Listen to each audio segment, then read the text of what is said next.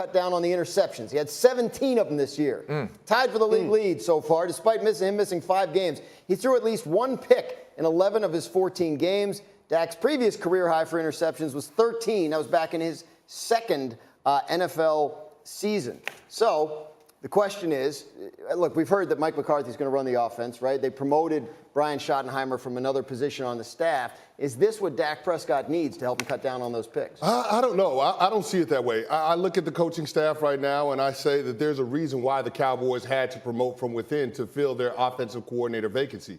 Nobody around the National Football League wanted to touch this job because your head coach is going into 2023 on the hot seat. And so from that standpoint, looking at the staff as constituted versus what they were 2 weeks ago, you can't sell me that the Dallas Cowboys have better coaching around Dak Prescott, and that's the issue that I have. Now, conversely, Kellen Moore, when he got relieved of his responsibilities, he had a job in less than 24 hours. That tells me the rest of the National Football League didn't look at Kellen Moore as if he was the problem with the Dallas Cowboys offense or the problem with Dak Prescott. So it's a tough sell when it comes to Brian Schottenheimer being the end-all, be-all, the elixir that's supposed to get Dak Prescott fixed going into 2023. Yeah, Chris, I see it totally differently. The job here is we got to fix Dak Prescott's interception, as that graphic shown.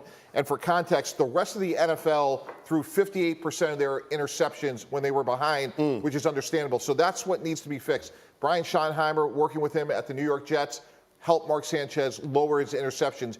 And his first 2 years in Seattle with Russell Wilson, the only 2 quarterbacks that threw less interceptions were Aaron Rodgers and Drew Brees. So if Brian Schottenheimer could do one thing, which is help to lower Dak Prescott's interception, that will make a material difference in the performance of this team. And I don't think it's a hire of convenience. I think it's a hire of meritocracy.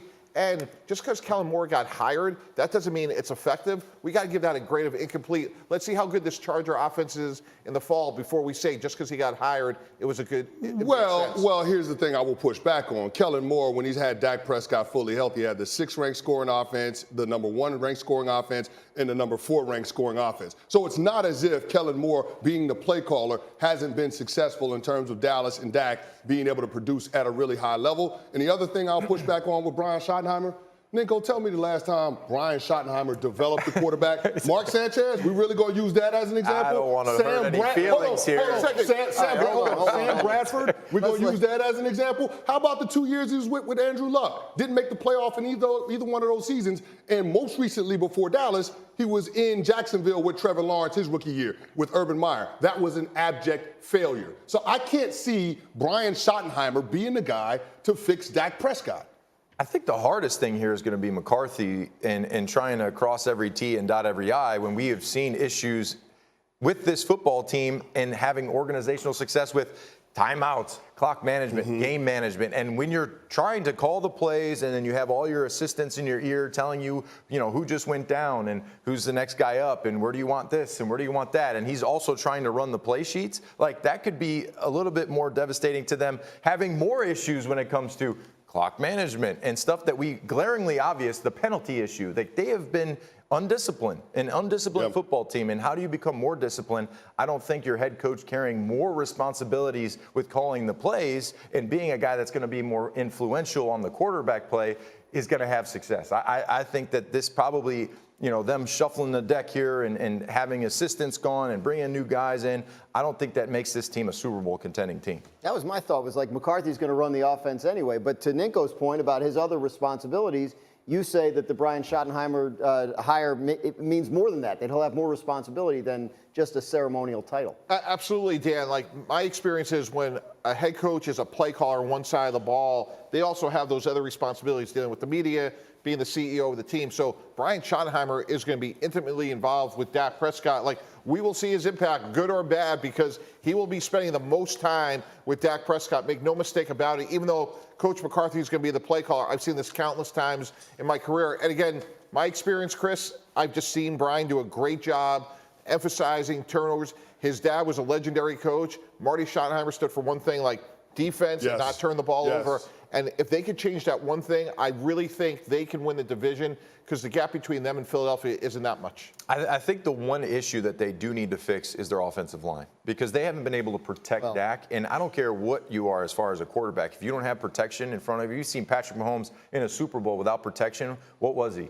Wasn't very good. No. And so if you're a quarterback and you don't have those pieces in place to protect you, then that's when you're having the turnovers because you're rushing through your progression. And Nico, this is maybe sneaky big news, but they also added Mike Solari as their new offensive line coach, who's an outstanding offensive line coach. I expect that line to play better next year. And I think they have shown in the past, obviously, they're willing to devote resources to that line to keep it strong. Maybe time to do a little refresh there. Obviously, lots more on that. Look at the moves they've made on their coaching staff. Parted ways last week with offensive coordinator Kellen Moore, who was promptly hired by the Chargers. On Saturday, they named Brian Schottenheimer their new offensive coordinator. Last week, Jerry Jones made it clear that Mike McCarthy would be the play caller. Obviously, McCarthy, the head coach, and a lot going on there as well. So a lot's going on around Dak Prescott. Are they making Mike T the right moves around him in terms of the coaching staff and what they're putting together? Absolutely. I would also add Mike Solari, who won a Super Bowl with the 49ers in the late 90s, a really good offensive line coach. But I think you can win a championship with Dak Prescott, as you mentioned, Chris. And if I was Dallas, I would take all these moves a step further. I would actually sign him to an extension. When I was looking at it last night, guys, in the last 5 years, there's been 56 quarterbacks that have been drafted over the last 5-year period. Of those, there were 8 that you could say were surefire hits, which is remarkable. Only 14% of those quarterbacks, and here they are. You could say you could go line up and win a game. Now, that's either due to production, that's due to injury, but those are the 8 out of 56. With Dallas and Dak Prescott, you're sitting there. You just won a playoff game, albeit it was a weakened Tampa Bay team. But I would sign him to an extension because this market is only going to skyrocket. And Dan, something we've been talking about for months, 14 teams need a quarterback. So when you juxtapose that list with the needs out there, keep Dak, sign him, and then build around him. You agree? Yeah, I think you have to extend Dak Prescott if for no other reason you need to lower his cap hit. But I think you take a page out of what Howie Roseman did once upon a time with Carson Wentz. They signed him to a contract extension in 2019, and then the following offseason drafted Jalen Hurts with a premium pick. I think you have to lock in certainty at the most important position in all of team sports, but you also look for an opportunity to upgrade down the road, because if Dak Prescott doesn't get it done over the next couple of years with this core of players, you're talking about this franchise potentially having to push the reset button. Is this the guy they can win the Super Bowl with? I think if you put the right pieces around them and protect them, I think that they can get it done. But talking about just the way that the market's moving right now, it's pretty wild to think that in just a short amount of time, if you are a slightly above average quarterback, you're looking at $40 to $50 million a year. That's I coached my 6-year-old flag football team. You know, he wanted to be a linebacker. I said, no. You're going to play quarterback. Because by the time you're in college, you know, it's going to be $100 million a year for an average quarterback. And look, I was at the Senior Bowl last week, guys, for ESPN, and there's no answers down there. And I was sitting there thinking, like, Daniel Jones, Geno Smith, Lamar Jackson, they're making a ton of money. There's a couple guys in draft, C.J. Stroud, Bryce Young, maybe Will Levis. But if there's 14 teams that need a quarterback, Nico, that's why $40 million is really for a good, not great quarterback. But we talk. Everybody keeps saying this, they have to put the right kind of group around him. If you're the Cowboys, like what's your priority this offseason in terms of putting together an offense that Dak Prescott can win with? Well, my priority, Graz, would have been getting rid of the head coach, because it's proven they didn't do that. Dak Prescott needs a coach that can be a difference maker, and Mike McCarthy has not shown the ability to be able to do that since he's been with the Dallas Cowboys over the last 3 seasons. So with all of the upheaval on the staff, firing 7 different assistants, and then revamping what the coaching staff looks like, I'm curious to understand or see how that looks.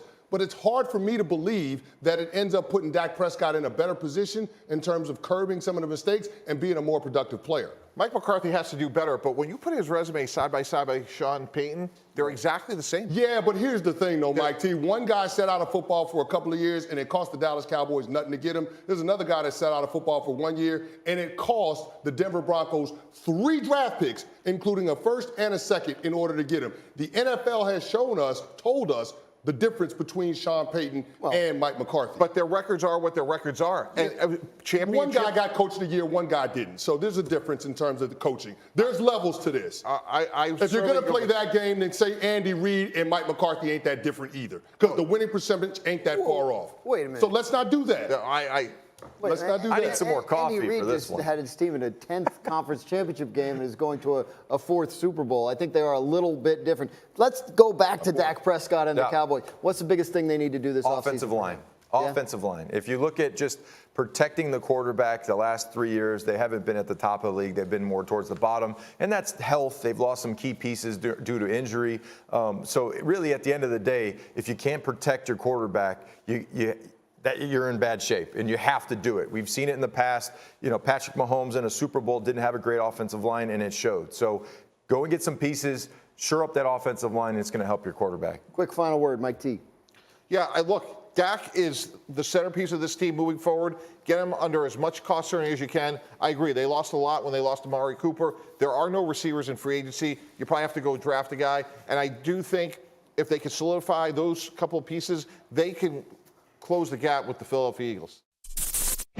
Thank you for watching ESPN on YouTube. For live streaming sports and premium content, subscribe to ESPN+.